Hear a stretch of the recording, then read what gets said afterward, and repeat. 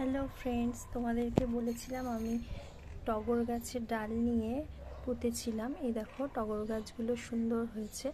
পুঁতেছিলাম বলতে বোতলে জলের মধ্যে রেখে দিয়েছিলাম, তার শিকড় হয়েছিল, আর তারপরে আমি এরমভাবে টবে পুঁতে দিয়েছি। আর দেখো সেই গাছে সুন্দর ফুল ফুটেছে। দেখো আরও অনেক কুঁড়ি হয়েছে, ফুল ফুটবে, তাই তোমাদের সাথে শেয়ার করলাম। আর একটা আমি থোকা টগর গাছের ডালও ঠিক ওইভাবেই বোতলের মধ্যে জল দিয়ে বোতলের মধ্যে রেখে দিয়েছিলাম, আর সেখান থেকে শিকড় গজিয়েছিল, আর সেই ডালটাকে নিয়ে এইভাবে টবে পুঁতে দিয়েছি। তারও দেখো সুন্দর কুঁড়ি এসেছে। এরও ফুল ফুটলে আমি তোমাদের সাথে অবশ্যই শেয়ার করব।